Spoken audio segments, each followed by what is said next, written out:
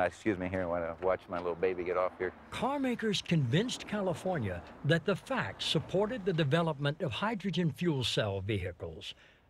Were they a better option than electric cars?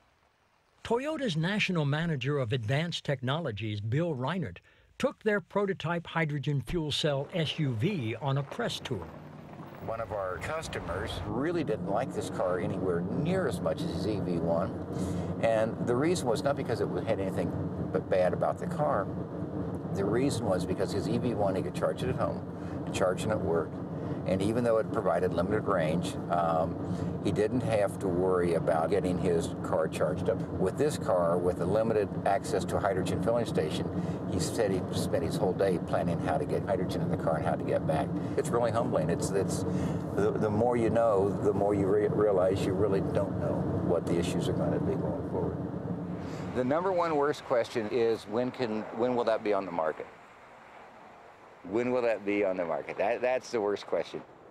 Consumers are probably going to want to know how long it would be for this to be mass produced. That's quite a ways off. We've got some real technical issues we've got to solve with hydrogen storage, with durability, with cost reduction. Is it a practical solution at this point? The cars have a limited range. The durability of the cars isn't so very good. And the, let me see what else. Oh, they don't do well in cold weather. Other than that, they're great.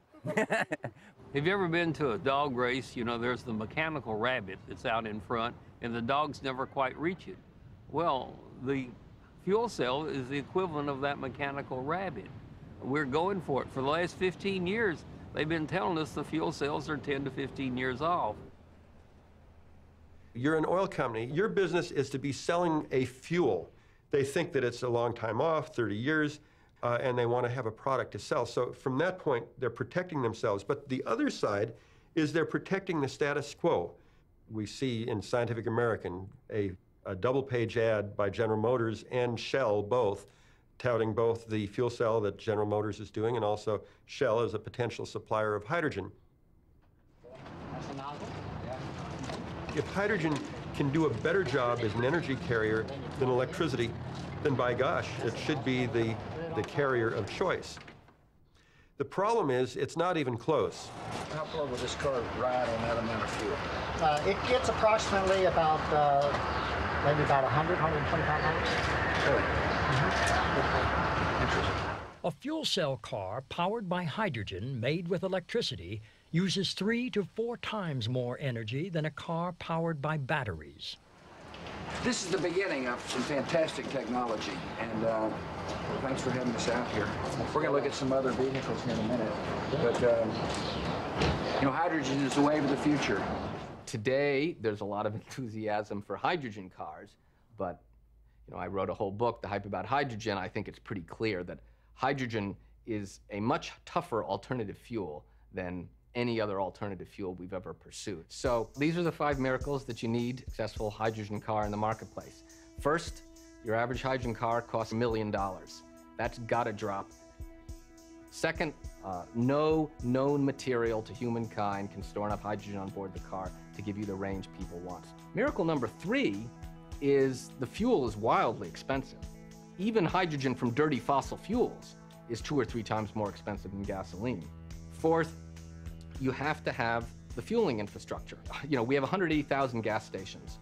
Someone's going to have to build at least 10 or 20,000 hydrogen fueling stations before anybody is going to be very interested. And miracle 5 is you have to hope and pray that the competitors in the marketplace don't get any better. Because right now, the best car in the marketplace just got a lot better. The hybrid vehicle still runs on gasoline. You can fuel it everywhere. It has twice the range of a regular car. Current hybrid vehicles depend on gasoline, but use an electric motor to increase their fuel economy. And if battery technology keeps getting steadily better, then the best hybrid and then plug-in hybrid in the year 2020 will be vastly superior to the best hydrogen car.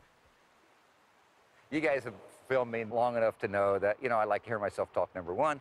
And number 2, that I'm not going to dance around the issue. And these could be a long ways out into the future. Toyota says fuel